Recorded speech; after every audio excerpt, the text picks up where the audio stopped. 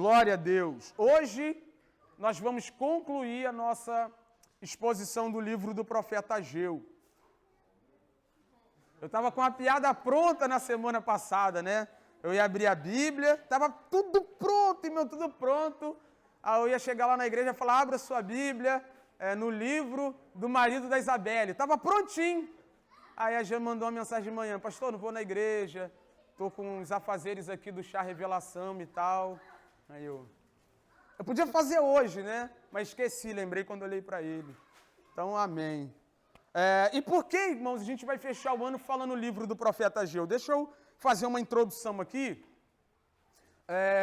passando rápido pelo que nós vimos na semana passada.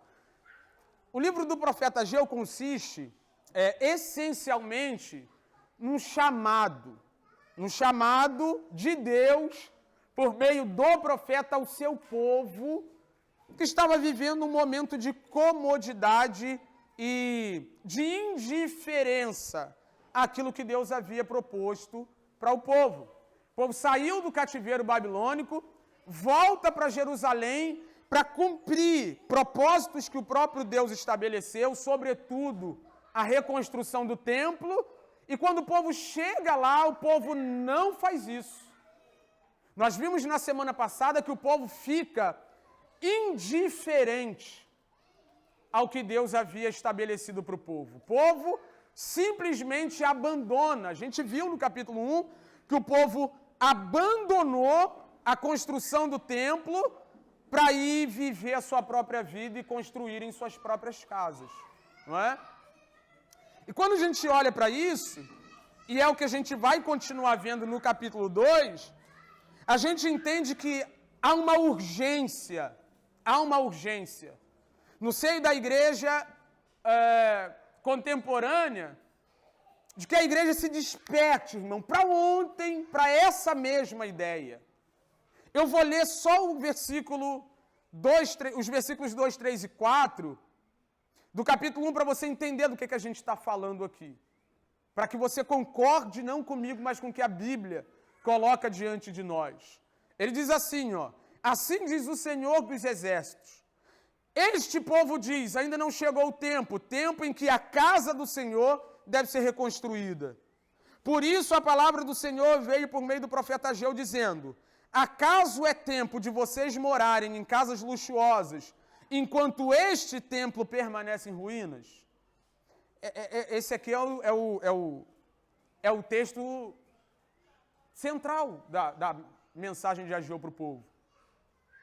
O povo está dizendo, não é tempo da gente se envolver com as coisas de Deus. E aí Deus responde, já que não é tempo de vocês se envolverem com as minhas coisas, é tempo de vocês se envolverem com as casas de vocês. Vocês viverem em casas luxuosas, a palavra luxuosas aqui não fala de uma casa grande, bonita e de gente rica, fala de uma casa acabada, tá? Mesmo que sua casa seja modesta, você sabe que uma hora ela vai ser finalizada, amém?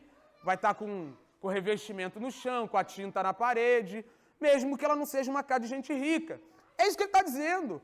Então é tempo de vocês acabarem a casa de vocês e a minha casa ficar jogada, né? É isso. E quem esteve lá na semana passada, quem esteve com a gente na semana passada, lembra que eu disse de maneira muito clara que todas as instituições do Antigo Testamento apontam para quem? O próprio templo aponta para Cristo, era o objeto que manifestava a presença de Deus no meio do povo.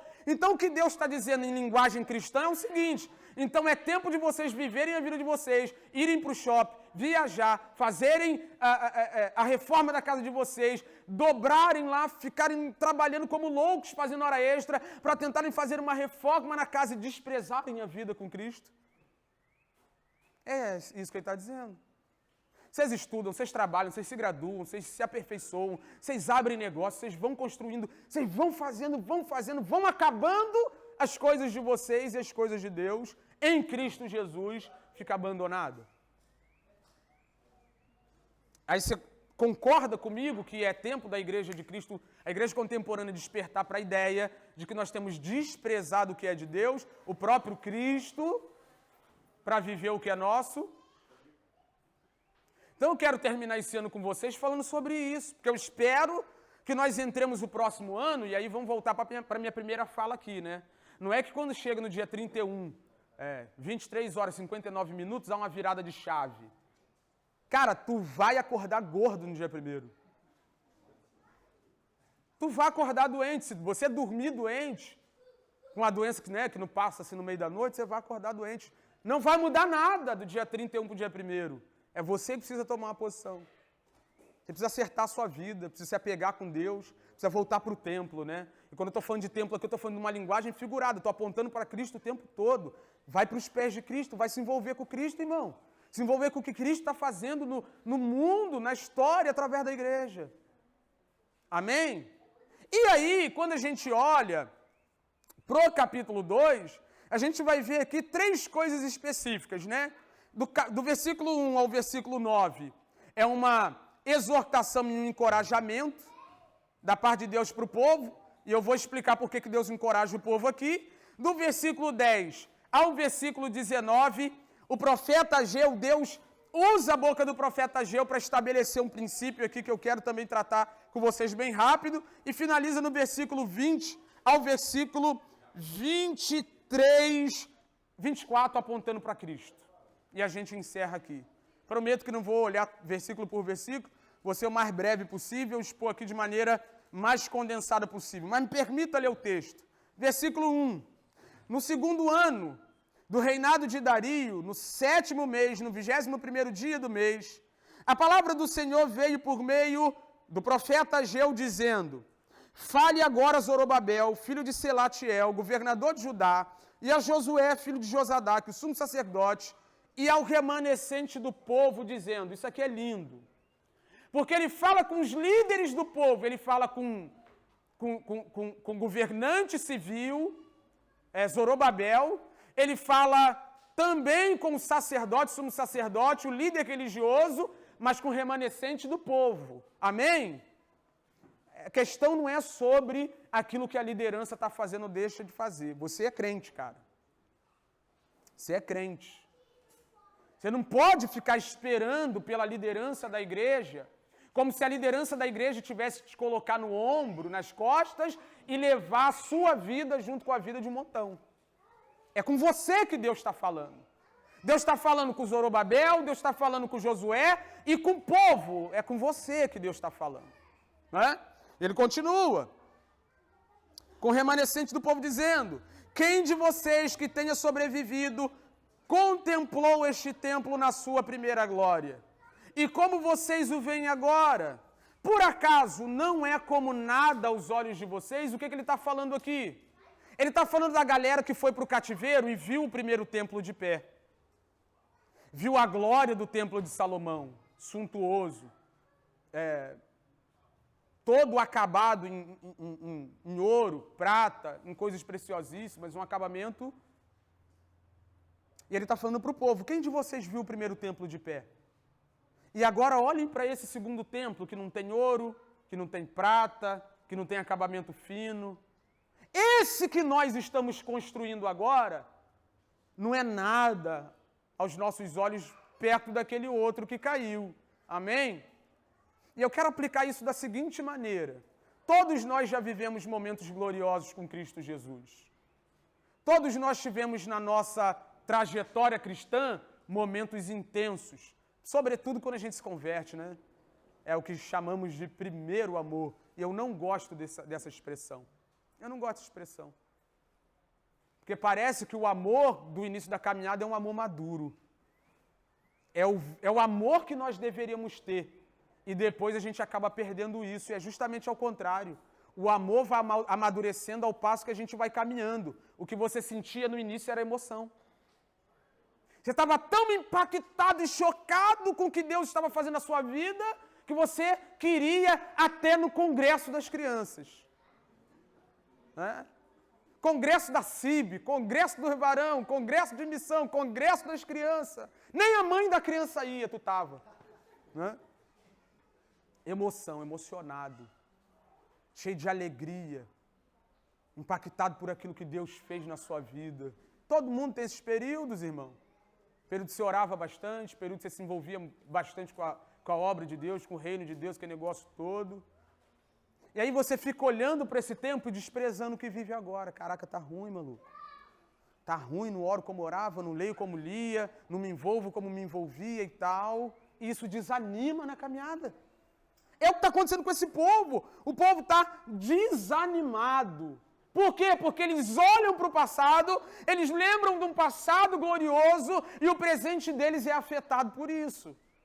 Eles ficam, meu Deus, aquilo que a gente viveu nunca mais a gente vai viver. Claro que não vai, mano, passou. O dia de ontem não volta. O ano passado não volta.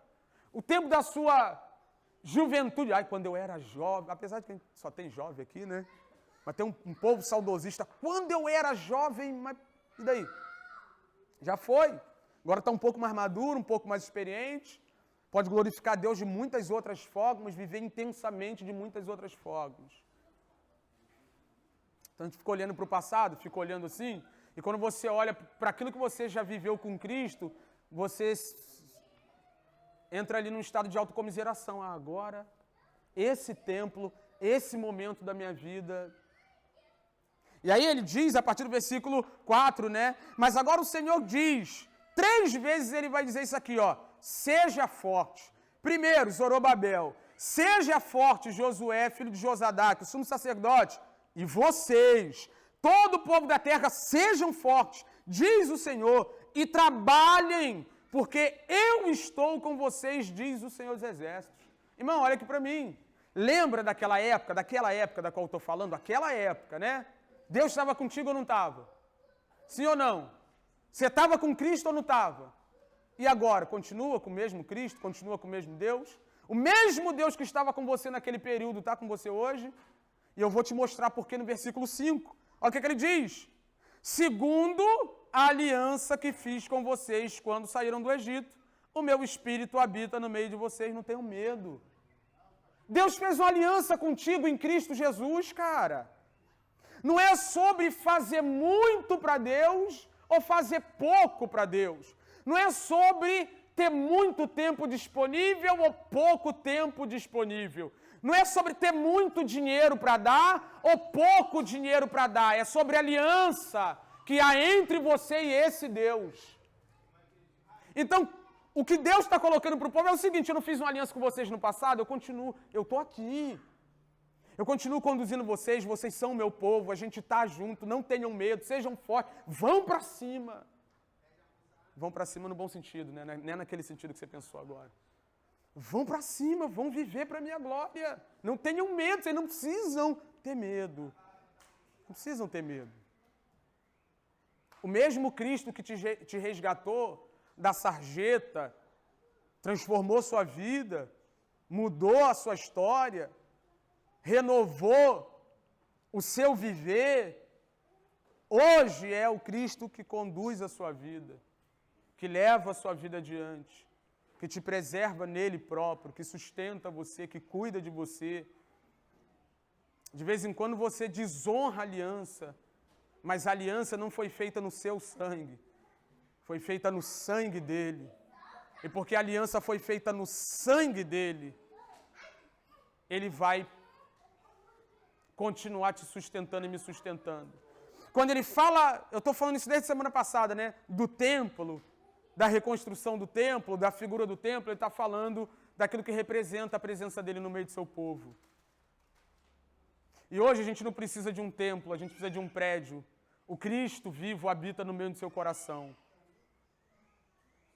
Um dia, estava conversando, já contei isso lá na igreja, mas eu gosto de contar de novo. Conversando com um amigo, né? Ele falou, cara, eu gosto muito assim do jeito da igreja de vocês, sabe? Mas vocês ficam pregando assim evangelho, doutrina todo dia, todo domingo. Eu acho que de vez em quando o povo precisa de ouvir um Deus é contigo.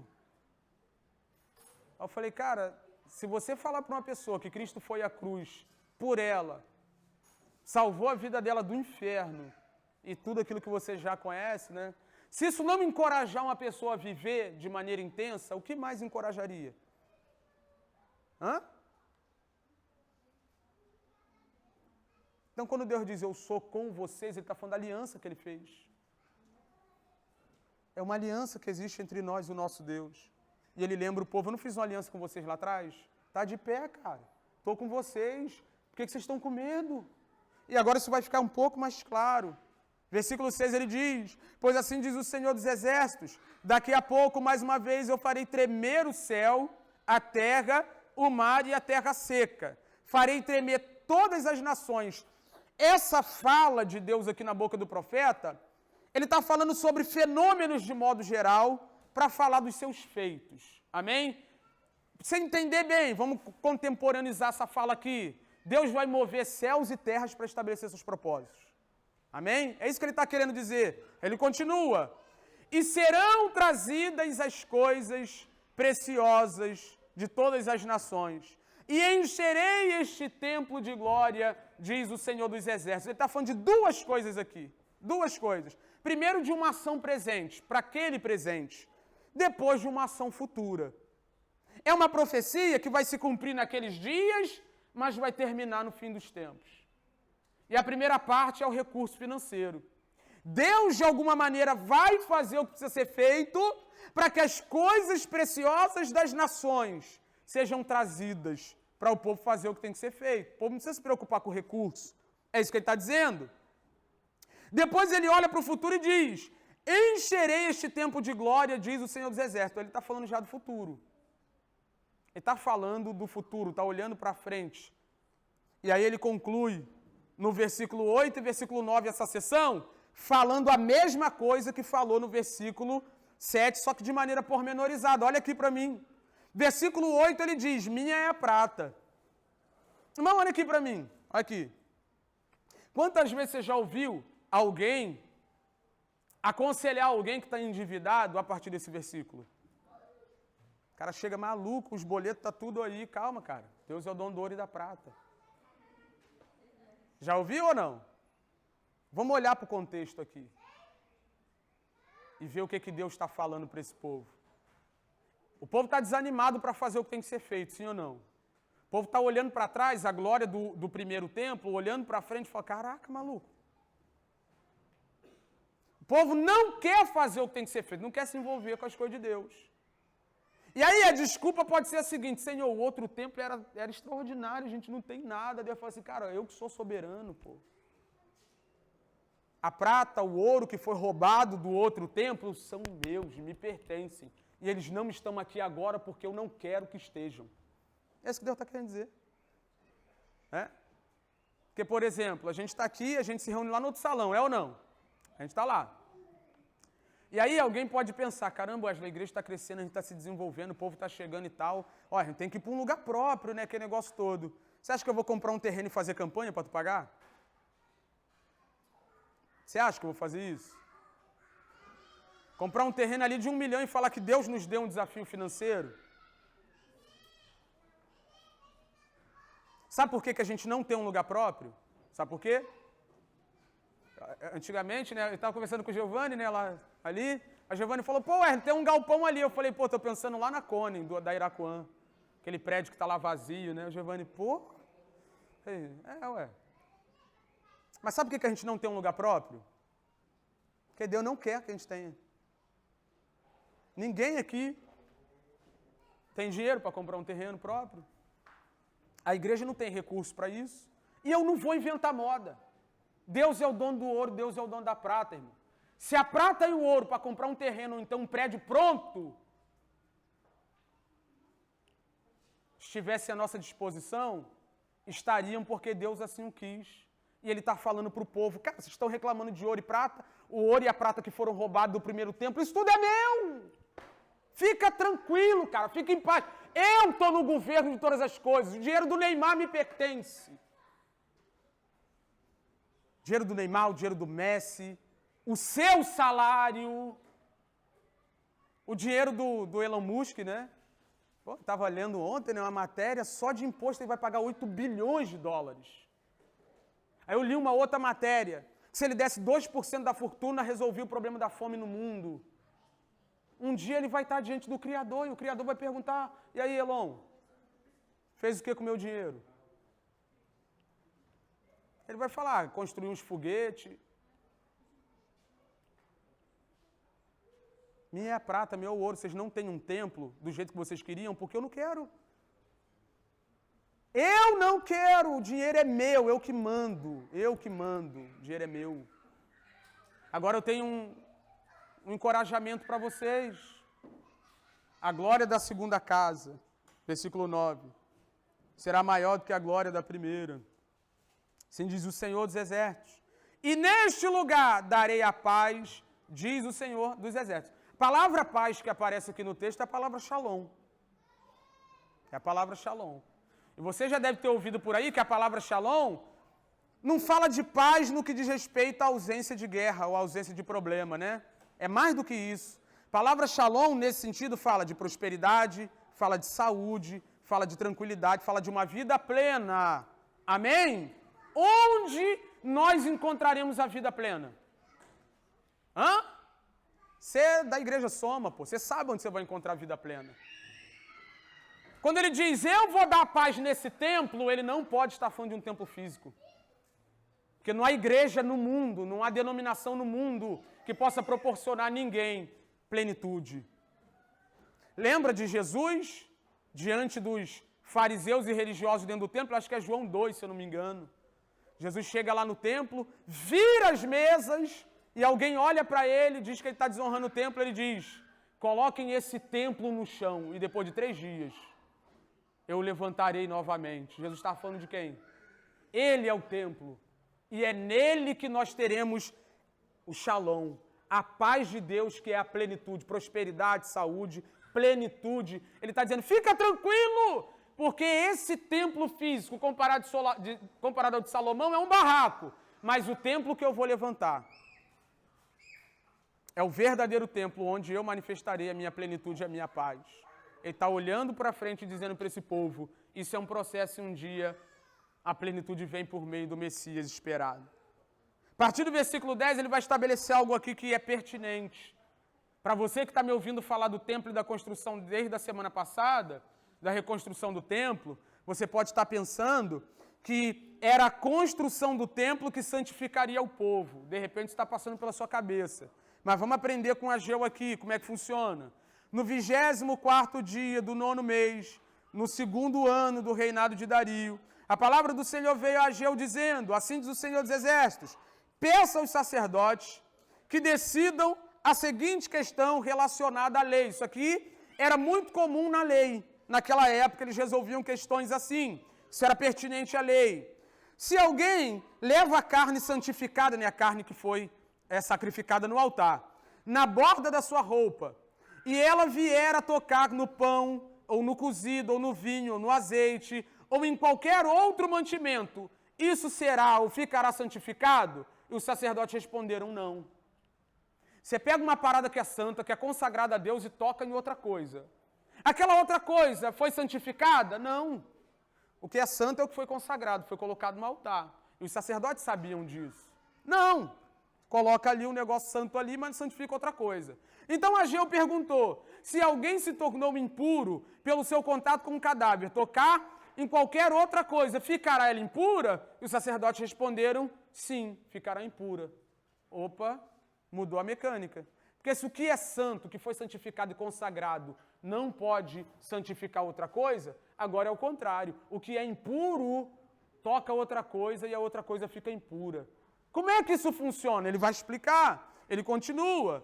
Então Ageu continuou. Assim, este povo e assim esta nação, diante de mim, diz o Senhor. É assim, perdão. Assim é toda a obra de suas mãos. E o que ali oferecem, tudo é impuro. O que ele está dizendo para aquele povo? Não é porque vocês estão construindo o templo que está tudo bem. O problema está em vocês. Parece que a ideia de reconstrução do templo isenta o povo de seus problemas, né? Mas como eles estão construindo? Ou reconstruindo? O que eles estão fazendo? Ou como estão fazendo? Estão fazendo de um jeito que desagrada a Deus. Então o problema está no povo. Era ele já dando para a gente um vislumbre da ideia da pecaminosidade do homem. E aí, olha para cá que eu vou te ensinar como é que funciona isso. Como é que esse negócio é de toque, que torna a parada impura e tal. Como é que funciona isso? Se um marido não é um marido para a glória de Deus, mesmo que ele seja um marido, ele não está sendo marido da maneira correta e por isso a família dele não é a família que deveria ser. Mesmo que um funcionário seja um funcionário e não trabalhe para a glória de Deus, o trabalho dele foi maculado, porque ele não trabalha para a glória de Deus. E onde está o problema? O trabalho não está sendo feito direito, né? Você está enrolando seu patrão, você está dormindo mais do que deveria na hora do almoço, essas paradas todas, né? Então o trabalho está maculado, está sendo feito de maneira errada. O trabalho não é bom. Mas onde está o problema? No trabalho ou no trabalhador? Essa é a questão. O problema sempre é o homem. O problema é você. A Jô está dizendo, não pensem que construindo o templo, sem fazerem isso com o coração voltado para Deus, a coisa vai ser resolvida. O problema vai continuar. Ele continua para a gente terminar. Olha o que ele diz do versículo 15 ao versículo 19. Agora considerem tudo o que aconteceu desde aquele dia, antes de vocês terem começado a colocar a pedra sobre pedra no templo do Senhor. Antes daquele tempo, alguém vinha a um monte de trigo, esperando encontrar 20 medidas, e havia somente 10. Vinha ao lagar para tirar 50 medidas, e havia somente 20.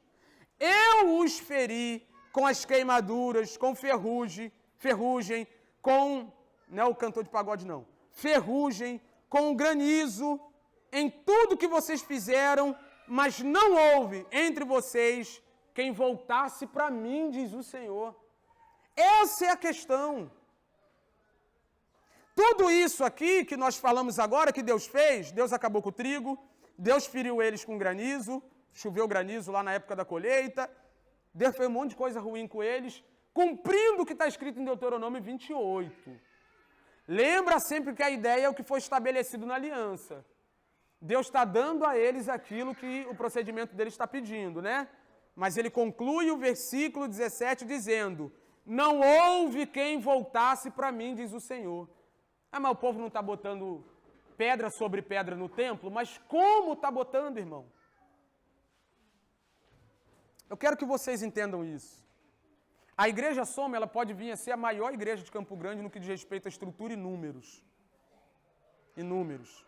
Mas ela pode ser a igreja que mais vai levar a gente para o inferno em Campo Grande. De boa, de boaça. Ela pode ser a igreja mais cheia de gente, com 5 cultos por domingo. Mas se a gente colocar pedra sobre pedra, sem que a gente se volte para o Senhor, não adianta de nada. E você precisa entender isso, nós precisamos entender isso. O povo da época de Ageu precisava entender isso. A ordem de Deus é construir um templo, mas construir de que jeito? Com o coração, sobretudo, voltado para o Deus que cuida de nós e estabeleceu uma aliança diante de nós. E continua, por isso, desde o dia de hoje, desde o 24º dia do 9º mês, desde o dia que foram lançados os alicerces do templo do Senhor, considerem o seguinte, ainda há semente no celeiro? Além disso, a videira, a figueira, a romanceira, a oliveira não tem dado seus frutos. Deus está cumprindo a sua lei, Deus está castigando o povo, Deus está punindo o povo, porque o povo está longe de Deus, não só não construindo o templo ou construindo de qualquer maneira, mas sobretudo no seu coração. Aí ele termina com uma promessa, mas de hoje em diante eu abençoarei vocês. Onde Deus vai abençoar o povo? Versículo 20 ao 24. A palavra do Senhor veio pela segunda vez a Ageu, no 24º dia do mês, dizendo, fala Zorobabel, governador de Judá, farei tremer o céu e a terra, né, os feitos de Deus. Derrubarei o trono dos reinos e destruirei a força dos reinos das nações. Destruirei os carros de guerra e os que andam neles, os cavalos morrerão e os seus cavaleiros matarão uns aos outros. Agora olha o que ele diz. Naquele dia, diz o Senhor dos Exércitos, tomarei você, Zorobabel, filho de Selatiel, você que é servo meu, diz o Senhor, e farei você um anel de selar, porque eu o escolhi, diz o Senhor dos Exércitos. E a gente fecha aqui. Como é que ele fecha a mensagem? Ele pega o governador da época, que era Zorobabel, e ela era da descendência de Davi. Renova a aliança davídica, que era de onde sairia o Messias. E diz, vou te pegar, não agora, né, mas eu estou olhando para o futuro, estou olhando para frente. e vou fazer de você um anel de selar. O que era um anel de selar? Era uma joia que simbolizava toda a autoridade do rei. Lá no capítulo 22, versículo 24 de Jeremias, antes da entrada no cativeiro babilônico, o profeta diz que Deus estava extraindo o anel de selar, o cetro ou autoridade da casa de Davi, na pessoa de Joaquim. Acabou! Não tem mais autoridade nessa linhagem real. Aí aqui no final de Ageu, ele pega o descendente de Davi que estava vivo e diz, vamos renovar o negócio aqui. Eu vou fazer de você autoridade de novo. Eu vou colocar você de pé como o meu representante, o meu servo, como um anel de selar, ou seja, como a autoridade do rei. Ele estava olhando para frente. Estava apontando para Cristo. E a gente precisa aprender com isso aqui. O que é o templo, Wesley? O que é o templo? O que é a reconstrução do templo? O que é estar envolvido com o templo? É a nossa vida aqui e agora. É o seu serviço ao Senhor aqui e agora. É o seu envolvimento com o que Deus está fazendo aqui e agora. Mas como é que isso termina? Isso termina com a gente olhando para o futuro. No momento em que o descendente supremo de Davi vai reinar eternamente. Isso que tem que confortar o meu e o seu coração, irmão. Se você ficar pensando no aqui e agora, vamos comprar um prédio. Caraca, irmão. Vamos comprar um prédio, né? Passou um furacão nos Estados Unidos esses dias aí, quem viu? Sei lá, irmão. Caiu dilúvio nesses dias aí, né? Na sexta-feira, que não pode passar um furacão. Falta pouco. Sabe, tudo isso aqui vai perecer. O templo vai perecer, irmão. O físico.